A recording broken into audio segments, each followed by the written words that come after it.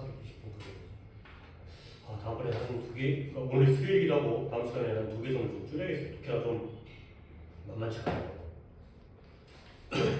속도가 중요하기 때문에 기출들 하나 잘하려면 조금 줄여서 진행해요. 자, 일단 뒷페이지죠. 뒷페이지 일단 다 부르면서 가도록 하겠어요. 21번부터 다 측정하면 되는 거죠. 21번에 is고요.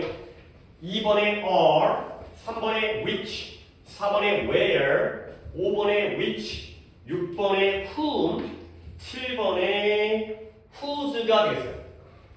자, 그 다음 28번부터는 빈칸에다가 알맞은 관계사를 집어넣는 건데 아마도 하나밖에 안 될 거예요. 다양한 것들은 답으로 문제로 안 만들었기 때문에 8번에 whom만, 9번에 which만, 30번에 where, 1번에 when, 그 다음에 32번이 바로 유사관계 대명사 than이 되겠어요. than.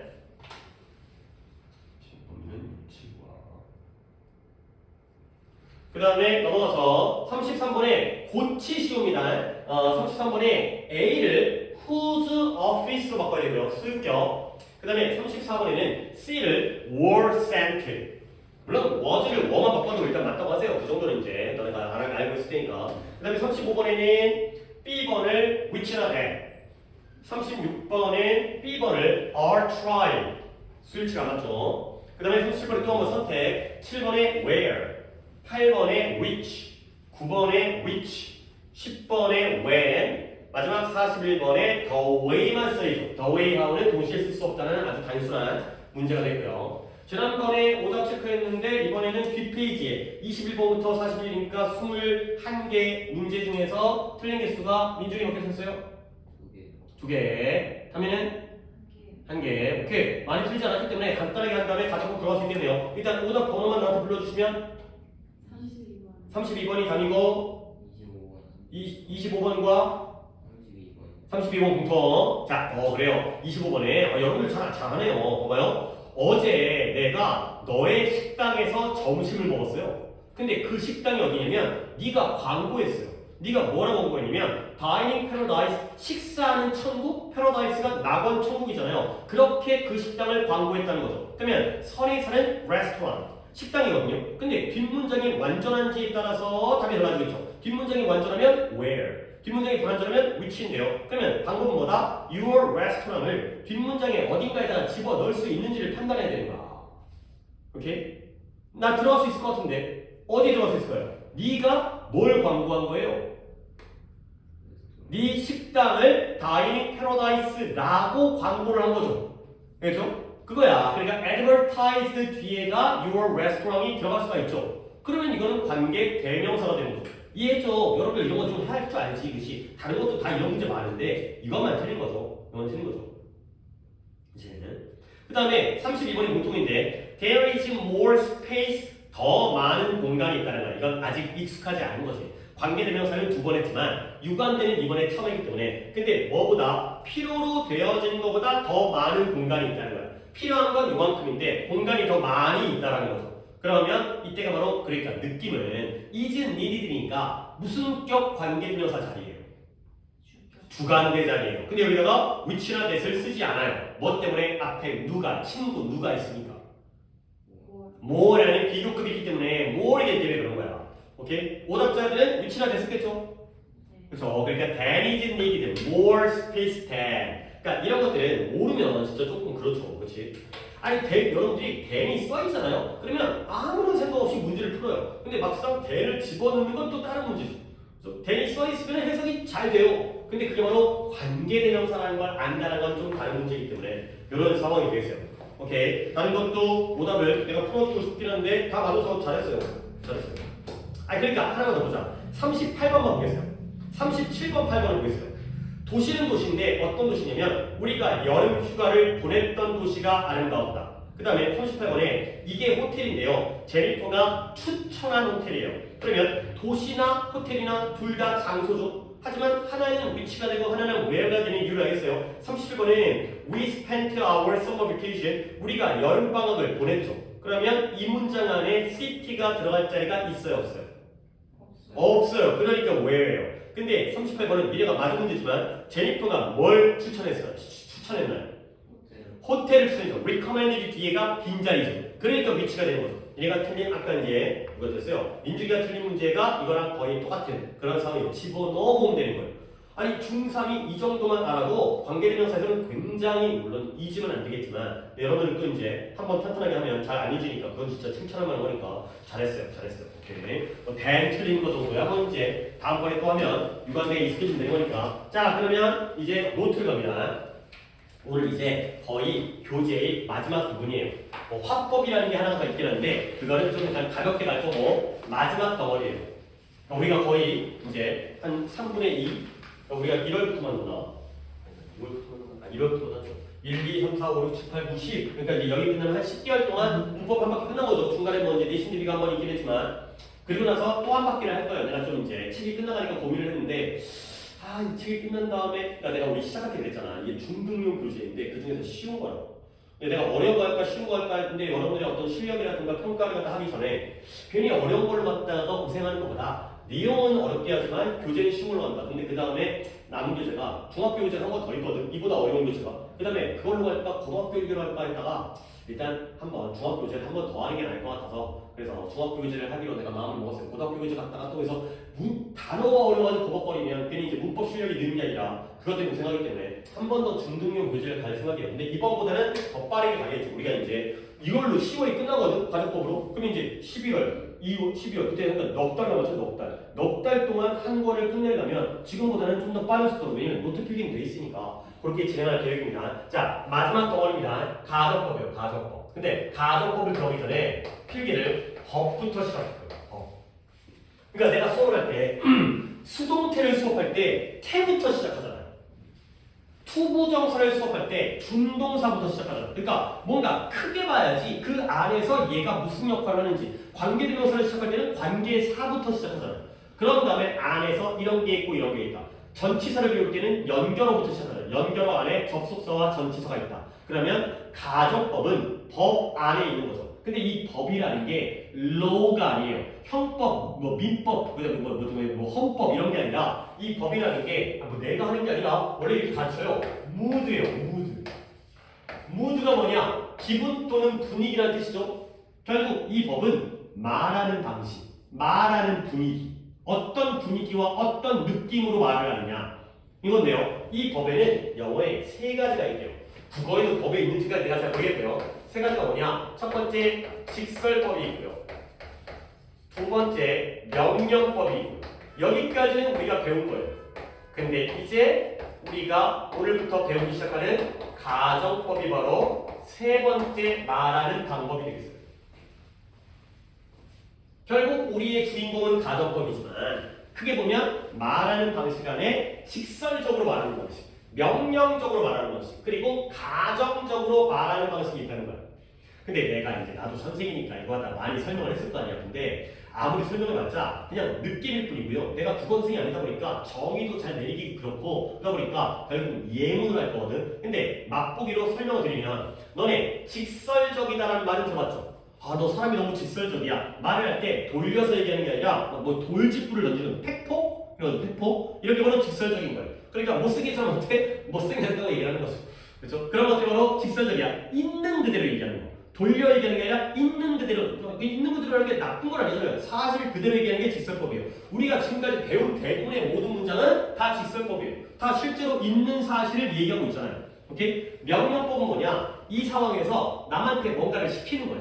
그렇죠? 그 정도는 아니잖아요. 여기까지 우리가 배운 거고요. 대부분은 직설법이고요. 가끔 명령문 나오잖아요. 그러면 가정법은 지금까지 배운 것과 뭔가 좀 다르다는 거지. 그래서 이 설명을 위해서 그냥 예문을 드렸어요. 어떤 상황이냐? 상황 설정하는 거야. 내가 목이 말라요. 내가 목이 마른 상황을 직설법과 명령법과 가정법으로 한번 표현을 하겠어요. 그러니까 똑같은 상황인데 어떤 느낌으로 말하느냐 그 차이를 느끼기 위해서 내가 목이 마르면 당연히 영어로 써야겠죠. 내가 목이 마르면 당연히 직설법은 목이 마르면 목이 마르다고 얘기를 해야죠. I am thirsty. thirsty가 목마름이라는 형사이기 때문에 목이 마르면 목 마르다고 얘기하는 게 직설법이에요. 목 마른데 뭐라고 얘기하겠어요? 그러면 직설법은 너무나 당연한 거고요. 우리가 지금까지 이렇게 문장을 봤기 때문에 쉬운 문장이지만 명령법은 뭐냐? 상대방한테 뭔가를 시키는 거야. 내가 목이 마르니까 상대방에게 뭘 시키겠어요? 물 가져와라. 뭔가를 나에게 달라고 얘기하겠죠.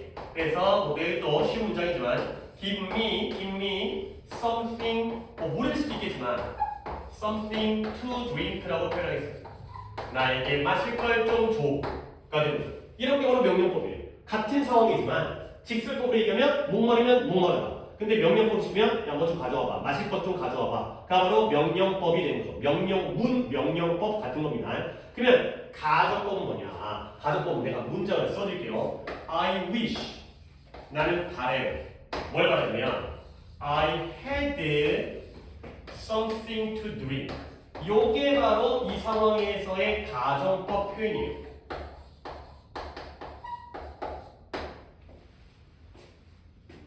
그러면 뭐 이것도 충분히 해석이 되는 쉬운 문장이지만 일단 직역을 해볼게요. I wish 내가 바래. 뭘 바라겠어요? 마실 게 있기를 바라는 거죠. 실제로는 마실 게 있을까요? 없을까요? 없죠. 마실 게 있으면 마시면 되는 거 아니야. 근데 목이 마르다는 건 마실 게 없다는 건데 뭘 바라겠어요? 아 마실 게 있다면 좋을 텐데 마실 게 있으면 참 좋겠다. 이게 바로 가정법이 되겠어요. 그러니까 여기서 할 수 있는 건 직설법, 명령법은 솔직히 별거 아니고 대부분의 문장은 직설법과 가정법이기 때문에 직설법은 있는 그대로 얘기하는 거야. 뭐 돌아갈 것도 없고요. 뭔지 뭔가 뭐 비유할 것도 없고요. 있는 그대로 목이 마르면 목 마르다고 얘기하는 건데요. 근데 명령법은 시키는 거고 가정법은 목이 마르다는 건 마실 게 없는 건데 마실 게 있다라고 가정을 하는 거예요. 그러면 얼마나 좋을까? 이런 게 바로 가정법이 되는 거죠. 그러면 쉽게 말해서 직설법은 진짜죠. 그러면 가정법은 뭐예요? 가정법은 가정하니까 가짜를 가정하는 거죠. 그렇죠? 예를 들어서 내가 만약 부자라면 이런 거잖아요. 내가 만약 부자라면 저 집을 살 텐데 이 말을 하는 사람은 부자겠어요? 아니겠어요? 아니니까 이런 말을 하는 거죠. 내가 만약 새라면 너에게 날아갈 텐데 새가 아니니까 이런 말을 하는 거죠. 내가 너라면 그딴 식으로 행동을 안 할 텐데 내가 네가 아니죠. 이런 게 바로 가짜를 나타내는 가정법이에요. 아 가정법은 가짜구나. 근데 그걸 굳이 직설법은 진짜다. 가정법은 가짜다. 이렇게 말하면 될 걸 왜 예문을 들었냐면 역시 동사죠. 동사를 말해야 되는 거야. 결국 내가 목이 마르다. 목 마른 게 언제예요? 현재예요. 그렇죠? 지금이죠. 그럴 때 당연히 직설법은 동사를 뭘 쓰죠? 무슨 형을 썼어요? am이 무슨 형이에요? am, is가 비동사의 무슨 형이에요? was나 were가 과거형이고요. am, is는 현재형이죠. 원형이 아니죠. 현재형이죠. 원형은 비죠. 그렇죠? am, is는 현재형이에요. 현재니까 현재를 쓰는 거예요. 당연하죠. 원래 직설법 그런 거야. 현재일이면 현재형을 쓰고요. 과거이면 과거형을 쓰고요. 미래면 미래형을 쓰고요. 과거가 대과거면 대과거형을 쓰면 되는 거야. 있는 그대로 표현하는 게 직설법이에요. 원래 그랬잖아요. 근데 명령법에서는 누가 동사예요? give가 동사예요. 얘는 현재형이 아니에요. 얘는 원형이에요. 명령문에서는 동사를 원형을 쓰죠. 그러니까 조용히 할 때 are quiet가 아니라 be quiet를 쓰는 거 아니에요. 명령문에서는 원형을 쓰는 거예요. 비동사가 비로 들어간다는 거죠. 그러면 가정법은 동사가 두 개인데요. 뭐랑 뭐가 동사예요? wish랑 had가 동사인데 둘 중에 나는 바란다. 내가 마실 무언가가 있기를 바라는 거죠. 바라는 건 진짜예요, 가짜예요? 바라는 건 진짜예요. 바라는 건 진짜예요. 근데 마실 게 있는 게 가짜죠. 그러니까 동사를 어디를 봐야 돼? 여기를 봐야 돼. 여기가 가정법이에요. 마실 게 없거든. 근데 마실 게 없는 게 현재인데 내가 이거 오타 친 게 아니라 실제로 여기다 had를 써야 돼요. 결국 마실 게 없는 게 현재고 목마른 게 현재지만 가정법에서는 무슨 형을 썼어요? 과거형을 썼어요. 이게 바로 가정법이에요.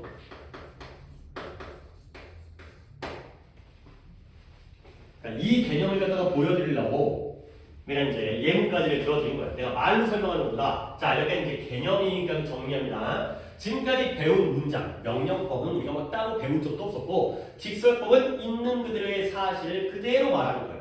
그러다 보면은 당연히 시제는 그 상황에 맞춰서 과거, 현재, 미래를 따라가면 되겠죠. 근데 가정법이라는 건 가짜를 말하는 거고요. 그러다 보면 시제가 안 맞아요. 이게 바로 가정법의 특징이에요. 그래서 가정법을 내가 좀 정의를 한번 해볼게요. 그래도 우리가 이걸 배울 건데 가정법을 정의하자면 내가 여기다 해보고 여기다 하나 넣을게. 사실과 다름을 표현하는 거. 사실과 다름, 가짜라는 거죠. 근데 사실과 다름을 표현하기 위해서 어떤 장치를 갖다가 심어두는데 뭐 하냐면 의도된 일부러 실수한 게 아니에요. 내가 헤드를 쓴 게 과거형을 쓴 게 실수를 쓴 게 아니라 일부러 의도된 시제의 불일치. 이게 바로 가정법이 되겠습니다. 가정법을 정의하자면 가정법은 진짜가 아니야. 실제로는 마실 게 없어. 목이 말라서 마실 게 없어. 근데 그것과 다름을 나타내기 위해서 일부러 시제를 갖다가 뒤틀려 놓은 거예요. 일부러 시제를 틀리게 쓰는 거예요. 그게 바로 가정법이 되겠어요. 그러면 여러분들이 이제 이게 독해 능력과도 마찬가지인데 이 내 정의를 한 번 끊으면 어서 끊겠어요. 그러니까 이제 이게 한국말에 이제 띄어쓰기 이제 어절이 있는데 이 음절, 이 어절이라고 하죠. 어절 중에서 어디를 끊는 게 좋을 것 같아요? 위안에서 끊죠. 여러분들이 이런 느낌을 다 가는 게 좋아요. 앞은 뭐냐? 가정법의 내용적 측면이에요. 그러면 뒤는 뭐냐? 가정법의 형식적 측면이에요. 이런 게 독해 되게 필요하다. 아까도 우리가 플러스 마이너스 했잖아요. 로트 메모리는 마이너스돼요. 그 다음에 빅픽처가 플러스였잖아요. 그런 식으로 내용의 반대가 형식이잖아. 우리가 시를 배울 때도 시의 내용과 형식 이런 거 배우잖아요. 그런 것처럼 가정법은 내용적으로는 가짜예요. 형식적으로는 시제가 안 맞아요. 요게 바로 가정법의 정의가 되는 거예요. 그러니까 이런 거 보면 되게 오묘해. 그러니까 이게 사람이, 그러니까 나도 약간 내가 넘겨주는 거라는데 내가 가짜를 말하고 있어요. 근데 상대방이 이거 갖다가 오해하면 안 되는 거 아니야. 그러면 서로의 의사소통이 깨지게 될 거 아니야. 그러니까 나는 가짜고 얘기한다는 걸 상대방에게 티를 내는 거야. 일부러 시제를 안 맞게 말해가지고 저 새끼가 가정법을 쓰고 있군. 가짜를 얘기하는 거 이런 걸 주기 위해서. 그렇게 하기 위해서 가정법이 만들어진 것 같아요. 그러니까 약간 언어라는 게 굉장히 좀 논리적이죠. 이게 이 라틴어에서 나온 언어들이 라틴어 계열에서 나온 이제 서양 언어들이 좀 논리적이에요. 우리 국어야 한글은 엄청 과학적이지만 말은 과학적이지 않거든. 근데 얘네들 좀 과학적인 뭐 걔네들끼리 뭐 독일어가 제일 과학적이라고 하는데 어쨌든 내용과 형식을 구별하는 거죠. 내용이 틀렸다는 걸 나타내기 위해서 티를 내려고 상대방의 오해를 막기 위해서 언어라는 건 의사소통을 위한 거잖아. 서로 오해가 생기면 안 되잖아. 일부러 시제를 틀린 거예요. 이게 바로 가정법이 됐어요. 가정법 개념 여기까지고요. 내가 이번에 역시 가정법도 우리에게는 1순환이잖아. 그래서 목표를 어떻게 했냐면 가정법은 원래 12개를 했대요. 12개. 포인트가 12개의 포인트가 있거든. 근데 그 중에서 6개를 할지 8개를 할지 6개는 좀 작다. 8개를 하겠어요. 4개를 빼고 8개만 보여드릴게요. 그런 다음에 이 두 번째 할 때에는 나머지 4개를 더 추가해가지고 다시 한번 12개를 하면 12개 하면 가정법은 끝나는 건데 8개까지만 하도록 하겠습니다. 당장 급한 게 8개이기 때문에 자, 가정법은 기본 가정법이라는 게 있어요. 자, 이제 가정법에 대해서 잡고 오늘 기본 가정법을 끝낼 수 있을지는 잘 모르겠는데 기본 가정법이 있고요. 기타 가정법을 다음 시간부터 배울 거고요. 오늘은 기본 가정법 먼저 배울 거예요. 가정법 중에 가장 기본적인 형태가 5개가 있어요. 5개. 근데 그걸 5개를 다 할 수 있을지 모르겠고 칠판도 몇 번도 지워야 되고 하는 건데요. 기본 가정법은 그냥 쉽게 말해서 접속사 if를 사용하는 걸 우리가 기본 가정법이라고 해요. 그러니까 내가 아까 말을 했지만 내가 만약 부자라면 뭐뭐 저 집을 살 텐데 가 되고 내가 공부를 열심히 했더라면 뭐 의대에 갔었을 텐데 이런 게 바로 가정법이에요. 내가 만약 뭐뭐라면 물론 내가 아니라 네가 만약 뭐뭐라면 세상이 만약 이렇다면 이런 만약 뭐뭐라면 으로 가정을 하는 거야. 실제로 그게 아닌데 그렇다 치면 어떤 일이 생길까 이렇게 가정해보기 때문에 가장 기본적인 건 if로 시작하는 접속사 if로 시작하는 게 바로 기본 가정법의 특징이 되어있어요. 기본 가정법은 5개인데 싹 다 접속사 if가 포함되는 거야. 자, 이제 시작합니다. 본격적으로 이제 여기부터가 가정법입니다. 1번이 가정법 현재라는 거예요. 가정법 현재.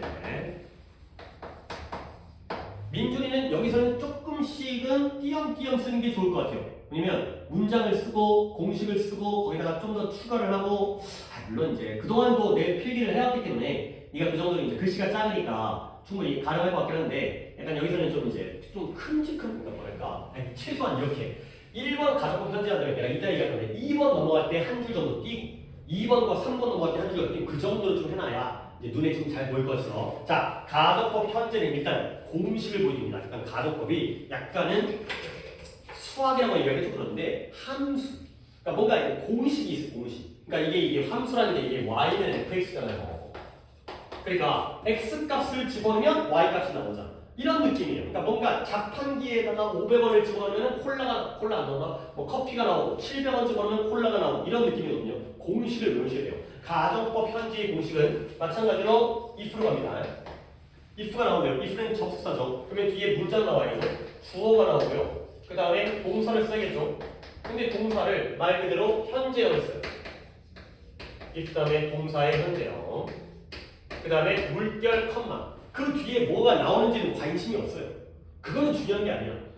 이 문장의 공식, 주어 동사의 형태, 이게 중요한 거거든. 그리고 이제 접속사니까 문장 하나가 끝나고 또 문장이 나와야겠죠. 그 뒷문장은 역시 주어가 나와야죠. 그리고 조동사가 나와요. 근데 조동사를 현재형을 써요. 조동사의 현재. 그리고 뒤에는 동사 원형을 써요. 원래 당연히 조동사 뒤에 동사 원형을 쓰잖아요. 이게 바로 가정법 현재의 공식. 별건 없죠. 뭐 원래 당연히 이래야 되잖아요. if가 접속사니까 문장 두 개를 연결하는데 각 문장마다 주어 동사가 있어야겠죠. 근데 여러분이 그나마 주의할 건 if 전에는 동사를 쓰는 거야. 근데 여기가 주절이죠. 여기가 종속절, 여기가 주절. 우리 분사구문 배웠던 것처럼. 근데 주절에다가는 조동사를 쓰는구나. 뭐 이 정도예요, 이 정도. 그리고 명칭이 가정법 현재니까 각각 현재형을 쓰는 거야. 그렇죠? 거의 뭐 공식이라는 게 막 처음 배운다기보다는 그러려니, 그럴만한 거죠. 그래서 포인트는 여기가 동사의 현재형이고요. 여기가 조동사의 현재형이고요. 아니 주어 정도는 니네가 안 외워도 쓸 수 있으니까. 당연히 가정법 현재이기 때문에 현재형을 쓰는구나. 그래가지고 그러면 처음 배우기 때문에 예문도 막 대단한 예문이 아니라 조금 약간 유치한 예문이지만 기본 예문을 가지고 얘기를 해보세요. 가정법 현재 예문을 들어드릴게요. 자, 예문을 if it is fine tomorrow I will will 지울 수가 없어. 너무 칠판이 아래쪽까지 나가네. 고원의 피크닉. 이게 바로 가정법 현재의 가장 기본 예문입니다. 자, if it is fine tomorrow, 만약 내일 날씨가 맑다면 I will go on a picnic. 나는 소풍을 갈 거야. 라는 거죠. 졸라 유치하죠. 그러니까 이제 일단 기본 문장으로 이야기를 시작하니까 여러분이 봐야 되는 건 뭐냐? 일단 공식을 적용을 하는 거예요. 당연히 if 나왔고요. 주어 동사 나오고 주어 동사 나오는데 동사가 is라는 현재형을 썼고요. 그 다음에 조동사가 will이라는 현재형을 썼다는 거죠.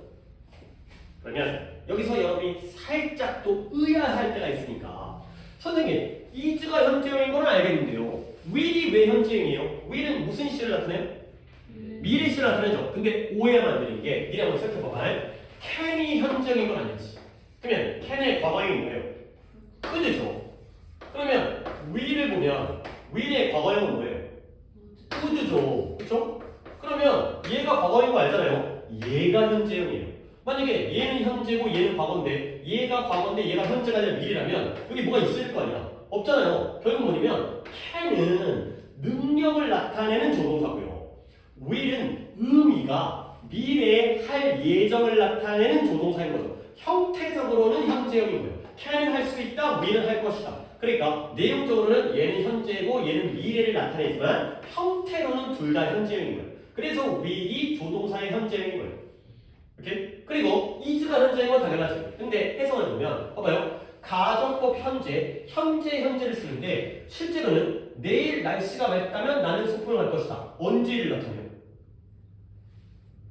미래는 형태는 현재형인데 의미는 미래가 맞잖아요. 결국 가정법 현재는 언제를 나타낸다? 얘는 불확실한 미래를 나타낸다. 불확실한 미래. 그러니까 내일이니까 미래가 맞죠? 근데 왜 불확실하지? 내일 날씨가 맑으면 소풍 갈 거야. 내일 날씨가 맑을지 안 맑을지는 잘 모르죠. 아니 뭐 일기예보에 따라서 일정을 잡았다 하더라도 혹시라도 비가 올 수도 있으니까.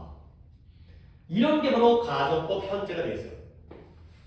그래서 형태적으로는 동사의 현재형, 조동사의 현재형을 쓰지만 내용적으로는 미래를 나타낸다. 근데 그것도 불확실한 미래. 그렇게 미래는 우리가 알 수 없으니까. 그럴 수도 있고 아닐 수도 있는 그런 미래를 나타내는 거죠. 그리고 여기서 미리 또 정리하면 조동사의 현재형이라는 건 대표적으로 누굴 쓴다? will. 그러니까 이런 걸 내가 좀 써드리려고. 그 다음에 can. will과 can. 그리고 가끔 will, can 말고 가끔 may나 shall을 쓰기도 해요. 그러니까 이 정도로 이렇게 표기를 하시면 되겠어요. 대표적으로 가장 많이 쓰이는 게 will과 can이고요.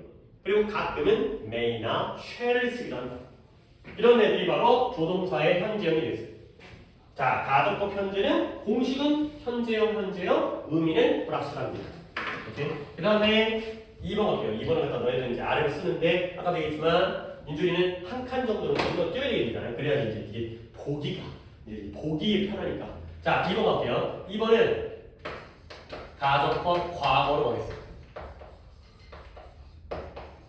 이런 명칭이 되게 중요하다. 가정법 현재, 가정법 과거 이런 명칭. 자, 역시 또 공식을 보여드릴게요. 공식을. if가 나오죠. 그 다음에 주어가 나오고요. 그 다음에 당연히 동사가 나와야 되는데 동사는 과거형을 써요. 그렇겠지. 그럴 것 같지. 오늘 처음 배운다 하더라도 처음 들어봤다 하더라도 대충 그럴 법해. 이 원리잖아. 원리. 이 원리라는 거, 원칙이라는 거. 이게 뭔가 이제 일관성이 있다 보니까. 그 다음에 또 주어가 나와야겠죠. 아, 진짜 이런 날은 수업을 봐야 되겠다. 이거 처음 시작하는 날.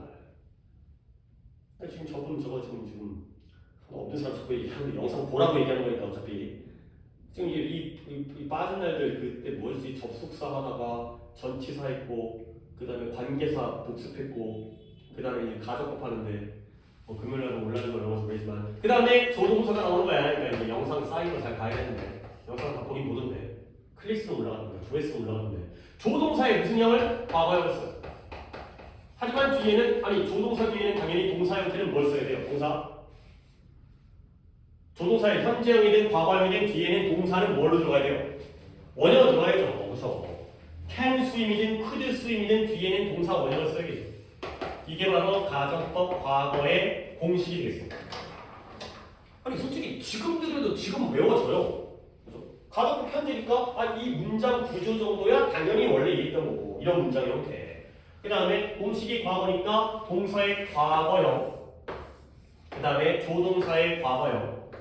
여기가 바로 공식의 포인트, 핵심이야, 핵심. 다른 데 어차피 당연한 거고 여기가 공식의 핵심적인 부분이다. 그러면 역시 예문을 들어야 되는데 예문이 If it were fine today I would go on a picnic. 같은 예문으로 가야지 내가 이제 요 상황이고 유치한 예문이지만 요 예문을 무조건 활용을 할 거야.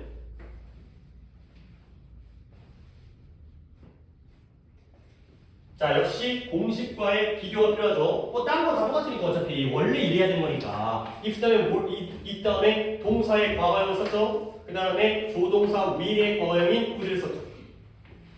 근데 이제 여기서 또 하나의 의문점이 생기는데요. 비동사가 is를 썼잖아요. 현재요. 그 다음에 과거형을 쓰면 비동사 am과 is의 과거형은 was를 써야 되는 거 아니에요. 그죠? are가 과거가 돼야 were가 되는 거 아니야. 그게 또 한 번의 가정법의 특징이에요. 가정법 과거에서는 비동사는 were 써요. was를 안 써요. 근데 솔직히 이 was를 안 쓴다는 말이 조금 위험한 말이긴 해요. 왜 미국 놈들을 써요? 우리 그런 거 많이 봤잖아. 원칙은 이건데 꼭 그 새끼들이 그냥 쉽게 쓰다 보면 지들 멋대로 쓰는 거죠. 하지만 우리는 그러면 안 되지. 우리는 이 자리에 was를 쓰면 안 돼. were를 써야 돼. 걔네들이 이 자리에 was를 쓰면 그냥 그러려니 그랬나 보다 하고 넘길 수 있어야 되고요. 문법 문제를 내게 되면 우리는 were를 써야 되는 경우로 문제가 나올 거기 때문에 비동사의 과거형은 was가 아니라 내가 여기다 was x라고 쓰기가 진짜 이게 손이 지금 안 나가긴 하는데 그게 또 이제 오해할까봐. 하지만 내가 오해를 당하는 게 중요한 게 아니라 여러분은 그렇게 공부를 해야 되기 때문에 was는 안 돼요. 하지만 was가 쓰인 문장을 보게 될 거야. 내가 그걸 몰라서 잘못 가르치는 거 아니니까 그냥 과감하게 확실하게 가르치는 거기 때문에 가정법 과거에서의 동사의 과거형은 일반 동사 다 과거형 쓰는데 비동사는 was 쓰지 말고 were를 써라. 선생님 이상한데요? 그게 이상하니까 가정법인 거야. 티를 내려고 일부러 그러는 거거든. 그러니까 티가 팍팍 나게 하려고 하는 거예요. 그 다음에 조동사의 과거형은 would를 쓴 거죠. 조동사도 미리한번 써볼까? will이니까 would를 썼죠? 그러면 주로 또 can이니까 뭐가 더 많이 나오겠어요? could도 많이 나오겠죠. 그 다음에 가끔 may의 과거형이 뭐죠? 우리 조동사 할 때 배웠으니까 might가 있었고요. 혹시 shall이라는 조동사의 과거형이 뭔지 알아요? 그래요. 오.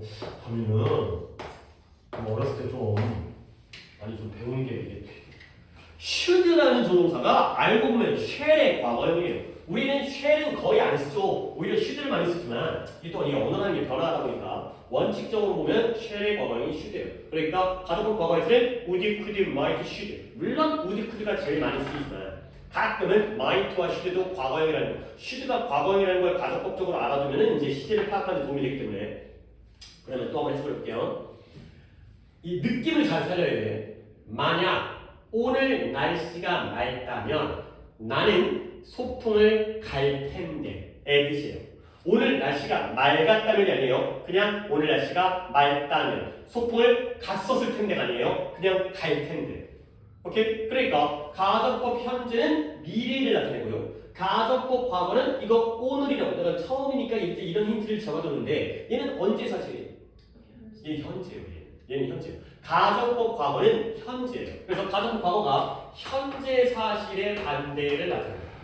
오늘 날씨가 맑다면 소풍을 갈 텐데요. 그러면 실제로는 날씨가 맑은 거예요? 안 맑은 거예요? 안 맑은 거예요. 그래서 실제로는 소풍을 가요? 못 가요?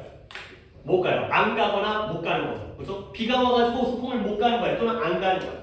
그게 바로 가정법 과거고요. 현재의 사실의 반대. 이 동사를 과거로 해석하는 게 아니라 현재로 지금 날씨가 맑지 않은 소풍 못 가는 걸 날씨 맑으면 소풍 갈 텐데 이런 지금 상황을 나타내는 거죠. 오케이? 하나만 더 있어요. 5개는 택도 안 되고 3번까지 하겠어요. 자, 가정법 현재고요. 가정법 과거였죠. 근데 이왕 간 김에 더 가겠어요.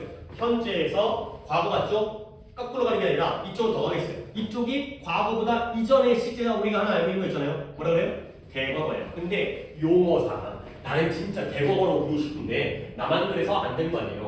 3번이 가정법 과거 완료예요. 우리가 대과거라는 개념과 과거 완료라는 개념이 배운 적 있잖아요. 대과거는 과거보다 이전을 나타내는 거예요. 과거 완료는 대과거부터 과거까지의 구간을 나타내는 우리가 또 이제 시제를 배웠으니까. 근데 모두가 다 가정법 과거 완료란 말을 쓰니까 나도 그냥 따라 쓰겠어요. 자, 그러면 가정법 과거 완료는 역시 공식이 어떻게 되냐면 공식은 또 이제 공통점이다. 이 원리는 계속 똑같아요. if 다음에 주어 다음에 과거 완료든 대과거든 이걸 혼용해 쓸 수 있는 이유는 형태가 똑같잖아요. 그렇기 때문에 나는 대과거로 말하고 싶지만 사람들은 과거 완료로 얘기하고요. 어쨌든 형태는 had 플러스 pp가 되는 거예요. had pp가 과거 완료 또는 대과거니까. 그리고 물결 컴마 뒤가 뭐가 나오는 게 중요한 게 아니라 그 다음에 주어가 나오고요. 지금까지는 좀 할만했는데 여기가 조금 어려워집니다. 자, 이 부분 조동사를 쓴다고 했죠? 주절에는 조동사 써야 돼요. 근데 조동사를 과거형으로 써야 돼요. 조동사에는 pp가 없잖아요. 조동사는 현재형과 과거형밖에 없잖아요. 다른 동사들은 상당 변화가 있지만 그 다음에 조동사의 과거형 다음에 이것과 좀 달리 가야겠죠? 원형을 쓰는 게 아니라 have 플러스 pp를 써요. 그리고 물결 나침표가 되겠어요. 자, 이거 이제 공식이 조금은 어려웠어. 하지만 같은 맥락이기 때문에 동사는 당연히 if절의 동사는 had 플러스 pp를 쓰고요. 여기까지는 할만해. 근데 이제 주절이 좀 까다로운 게 조동사의 과거 다음에 have pp인데 이것도 이해하려면 이해할 수 있어요. have pp는 현재 완료죠. 근데 과거 완료잖아요. 얘가 과거로 바뀐 거죠. 우리가 현재가 과거가 될 때 아까도 내가 얘기했지만 can swim 수영할 수 있다가 과거가 되면 could swim이 되는 거죠. can swim이 되는 게 아니라 그렇죠? 그러니까 얘를 바꾸는 게 아니라 얘가 대신 바뀌잖아요. 그러니까 합치면 과거 완료인 거예요. 얘는 현재 완료지만 앞이 대신 과거로 바뀌었기 때문에 그렇게 따지면 또 납득은 되죠. 복잡하긴 하지만 조동사의 과거형 플러스 have 플러스 pp가 바로 과거 완료형이죠. 조동사의 과거에다가 그냥 동사 원형을 쓰면 과거인 거고 뒤에다가 have pp를 붙이게 되면 이게 가정법 과거 완료의 형태가 되겠어요. 과거 완료가 된다는 거. 최대한 납득을 좀 이해를 시켜주시고 물론 외워도 돼요. have pp 조동사 과거형 have 플러스 pp. 그러면 역시 공식은 계속 날씨 이름으로 갑니다. If we had been fine yesterday. 이렇게 이제 시간을 잡아드려야 여러분이 또 이해하는 데 도움이 되기 때문에 If it had been fine yesterday, I would have gone. would have gone. 좀 길어지긴 했죠. on a picnic 되겠어요. 자, 이렇게 하면 똑같은 날씨 예문에 소풍 예문에 가정법 과거 완료가 되는 거죠. 자, 어디 딴 걸 보는 게 아니에요. 뭘 봐야 되는 거예요? 동사의 형태를 보면 되는 거예요.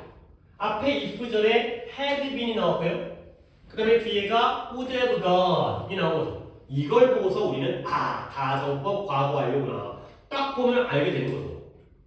그러니까 지금 우리가 3번까지 했지만 뭔가 일관성이 있죠. 명칭을 잘 알아야 돼요. 가정법 현재는 동사의 현재형, 조동사의 현재. 가정법 과거는 동사의 과거형, 조동사의 과거.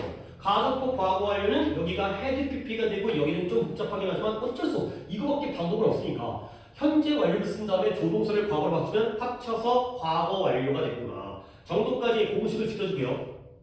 그러면 해석을 한번 해볼게. 이 느낌. 만약 어제 날씨가 맑았었더라면 나는 소풍을 갔었을 텐데가 되는 거죠. 그러면 실제로는 이 느낌을 잘 알면 실제로는 어제 날씨가 맑았어요, 안 맑았어요? 안 맑았어요. 그래서 소풍 갔어요, 못 갔어요? 못 갔어요. 근데 그게 실제로 언제 일이에요? 과거 일이죠. 그러니까 뭔가 맥락이 맞죠? 가정법 과거 완료는 형태로는 과거 완료지만 실제로는 언제 사실? 과거 사실을 나타내요. 그래서 얘는 과거 사실의 반대가 되겠습니다. 자, 3개 한 거야, 3개. 우리가 이제 8개 한다고 했어요, 8개. 8개 중에서 3개 한 거야.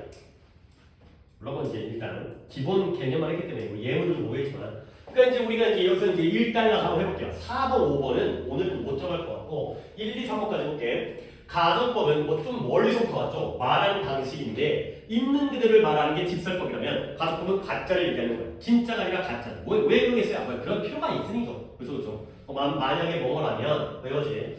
내가 이제 뭐 했더라면 내가 오늘 뭐 지각을 안 했더라면 뭐 이런 거 맨날 얘기하잖아. 엄마가 좀 나한테 뭐 용돈을 많이 준다라면 이런 거 좀 맨날 머릿속으로 공상을 하니까 이만큼은 아니어도 상당히 그래도 쓸 필요가 있죠.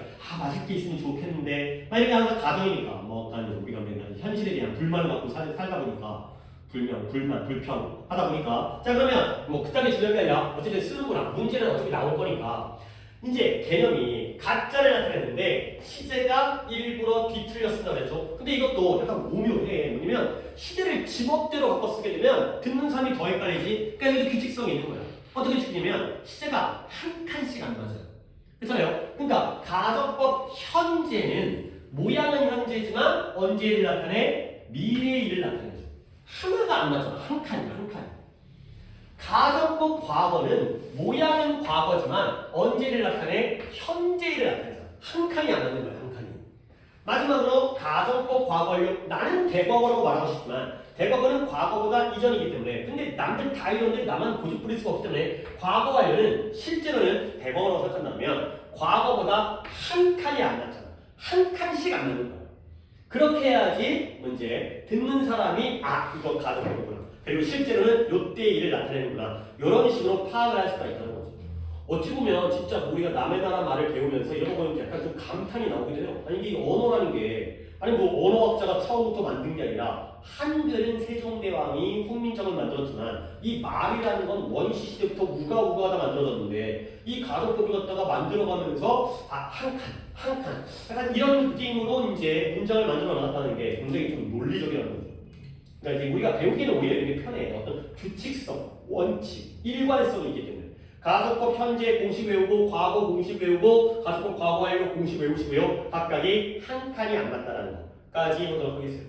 더 나가지 못하기 때문에 오늘은 그냥 여기까지만으로 개념 설명하고요. 다음 시간에 이제 4번 5번 하고 4번 5번 하기 전에 뭔가 정리 한번 한 다음에 4번 5번 하고 또 기타가 듣고 들어가도록 하겠습니다. 이제 가정법을 본격적으로 이제 뭐 오늘도 1, 2번 했지만 여기까지만 하도록 하겠습니다. 숙제는 내주기가 조금 그래요. 문제를 푼다기보다는 일단은 기본 가정법 정도는 끝내놔야 문제를 푸는 게 의미가 있기 때문에 이렇게 한번 해볼게요. 네, 너 독해 숙제도 조금 줄이고 지금 이제 뭐 급하게 나가는 것보다는 제대로 독해도 오늘 이것 때문에 독해를 내가 3개만 봤는데 오늘 하고 싶은 것도 더 있긴 했었기 때문에 독해는 12개로 합시다. 그래서 402조 421번부터 432번까지 하시고요. 그럼 문법 뭐 할 거냐? 가정법 공식 외우세요. 공식이라 하면 뭘 나타내는 거냐면 예문을 제외한 부분이 공식이에요. 명칭도 외워야 됩니다. 그러니까 가정법 현재가 불확실한 미래를 나타낸다는 거야. 이 명칭이 머릿속에 있어야 돼. 그 다음에 여기까지. 날씨 예문은 외울 필요가 없고, 그러니까 명칭과 의미와 공식 이렇게 가정법 과거, 가정법 과거 여기까지 이 공식을 암기하시면 되겠습니다. 그 다음에 오늘 단어는 오늘 수요일이니까 다음 단어가 23과부터 26과까지 이렇게 해오시면 되겠어요.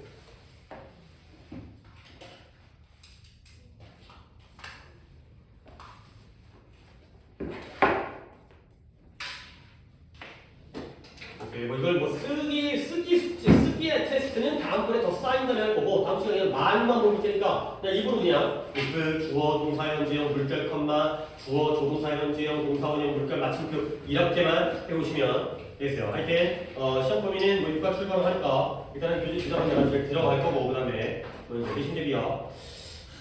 구가면 2.5주 정도 그 정도 알 것 같아요. 왜냐면 하루에 한 과씩 그러니까 우리 저번에 그렇게 했잖아. 하루에 본문과 문법, 하루에 본문과 문법. 그 다음에 다음번에는 학습지, 다음번에 학습지. 그럼 이제 2과씩이 끝나고 그 다음에 직보 뭐 이 정도. 직보 할 때 한 번이 더 뭐 가능할 수 이제 월화수니까 시험이 17, 18, 19. 그중에 영어가 언제 떨어지는지 따라서 직보를 하게 되면 뭐 그 정도가 적당할 것 같아요. 월화수니까 2.5주. 총 내신 대비는 5번만 진행하는 걸로.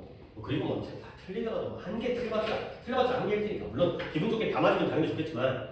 솔직히 뭐 문법 위주로 나오는데 문법을 갖다가 니네가 몰라가지고 틀릴 것도 아니고 내가 이번에 6과 7과의 문법이 뭐가 나오는지 내가 모르지만 어쨌든 5분 정도 끝내놓고 2.5주 정도 나간다고 할 테니까 하여튼 날씨 추운데 옷 따뜻하게 입고 나갔고 그 다음에 금요일날 축제하는데 너희들은 뭐 하는 거 없어요? 그냥 구경하고 아니 축제가 뭐 하는 거야? 공연하고 그치? 그 다음에 이게 반별로 부스 같은 거 만들어갖고 뭐 코너 같은 거 해갖고 뭐 참여하고 이런 거 있어요 뭐 이제 어디 뭐 찻집 같은 거 하고 막 이렇게 하여튼 즐겁게 좋은 시간 보내시고 금요일날 만나도록 하겠어요. 금요일날 뭐 축제한다고 해서 5시 수업에 늦게 되거나 그런 건 아니지. 오케이. 문화 봅시다.